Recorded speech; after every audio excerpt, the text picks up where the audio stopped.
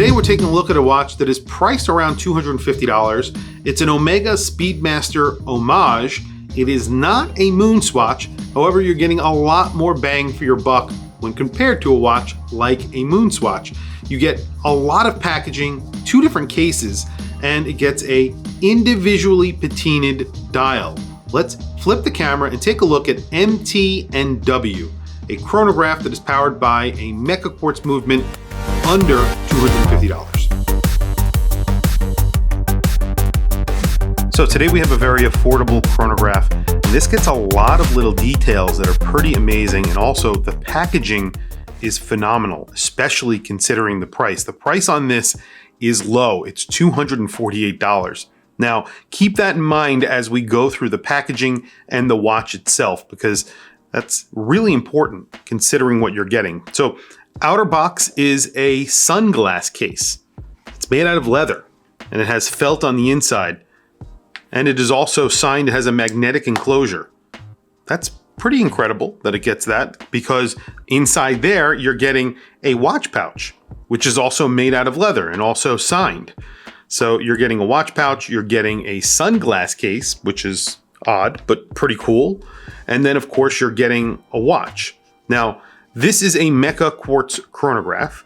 So you do get a Seiko Mecha Quartz movement. It's the VK63. So you do get a sweep second to the chronograph hand, because this is a quartz movement with, of course, a mechanical chronograph on top. So there you go, a sweep second.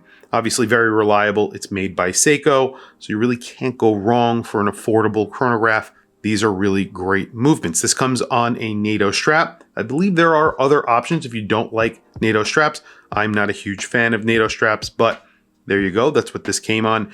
And obviously it's inspired by 2 watches, 2 very popular chronographs. Obviously the Daytona from Rolex, and of course the Omega Speedmaster. Now, the Omega Speedmaster, I think, is where they're taking most of the inspiration from, especially for the case.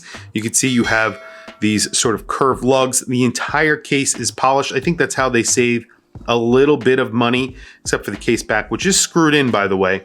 You do get a push-pull crown, which is signed with their logo, and then you have the same logo there right below the 12 o'clock index. But looking at the dial, you do have, we'll start with the bezel. The bezel is a black bezel insert, tachometer, very reminiscent of course, the Speedmaster. Then you have a domed, boxed mineral crystal. So it's a K1 mineral crystal, a hardened mineral crystal, very similar to a Hardlex from Seiko.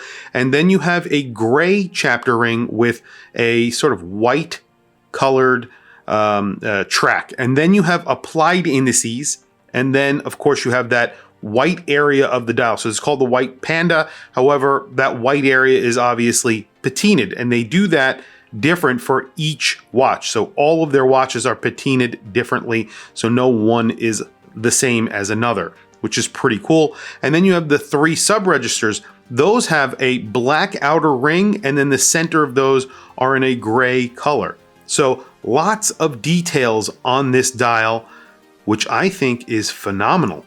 It really does. It looks a lot more expensive than it is. I think the only other way that you can make this look more expensive is by taking it off of a NATO. I hate NATOs, but that's my personal sort of preference. If you put this on a really nice leather strap, I think this would look pretty phenomenal. Now, this is, I believe, a 40 millimeter watch. You do get crown guards on here, so that's a little bit of a little addition to the side of the watch. Makes it a little bit bigger, but 39.9, not including those crown guards. Including the crown and the crown guards, it's 42.3. Thickness on here without the strap is 13.5, but you do get a very boxed and domed crystal on here, as I mentioned. So it does add some thickness. And then of course you have a double pass-through NATO, so 16 millimeters, which is very, very thick.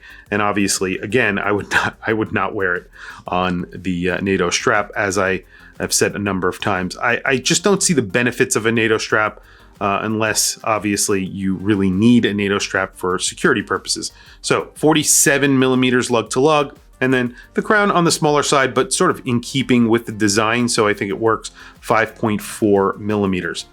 The case back, as I mentioned, is just signed, very simply just signed, and it is a screwed in case back. Now, The price on this, which we've already discussed, and there you go, there's the case back. I'll take this plastic off so you can see it a little bit better, but just a very plain case back with the name of the brand, no other information.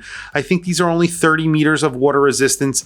Obviously, they are a chronograph, so you know, making this more water resistant would be more expensive, so that's why they went that route. You do get fence post hands. I believe there's loom on the hands. I don't believe there's loom anywhere else. There might be a little bit of loom on the second hand, but we will do a loom shot just so we could check that out. I'm not entirely sure. But like I said, $248, considering you're getting 2 leather pouches, you're getting a really good looking chronograph that actually gets somewhat of a bespoke dial to it. I think you're getting a really good package for $248. But tell me what you guys think down in the comments below. I'm going to throw it on my wrist, and then we're going to do a quick loom shot very quickly. On my wrist today, I have another watch that's kind of a bespoke watch. Obviously a lot more expensive, but this is the Ox&D Junior, or Ox&D Junior. This is their moon phase watch, and this is a watch that I just recently bought, and I'm super excited about. I really love this watch.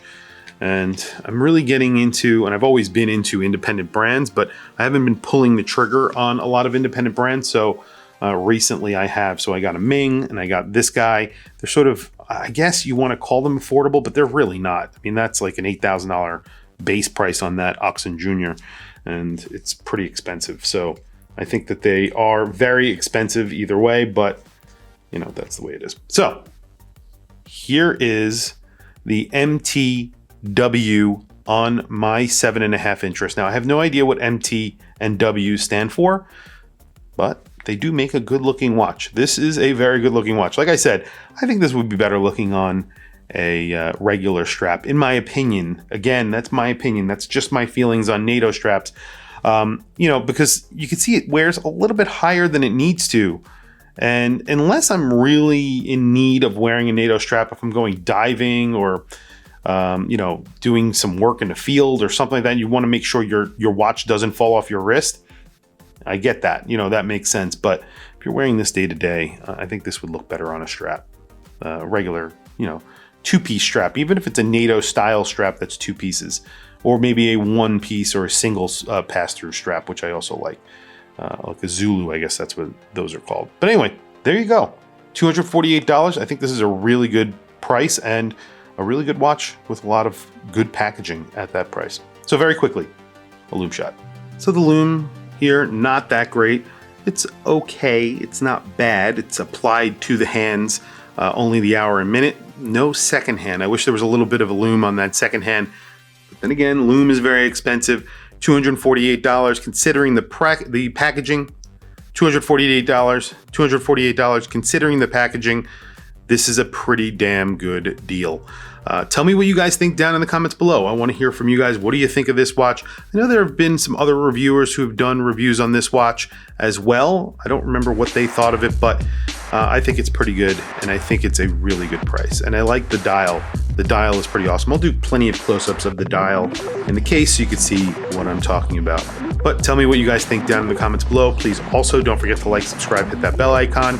It is super helpful for the channel. It's the easiest way that you can help support my channel, and I very much appreciate it. Please follow me on Instagram. My Instagram is WatchChrisBlog. I post there all the time of watches that are coming in for review, watches that I have in my collection, things like that. There are some links in the description. Those links are to Amazon. If you click those links and buy anything, it helps support the channel. It doesn't cost you anything extra. However, I very much appreciate it. Anyway, thank you for logging on. I'll catch you guys in the next video.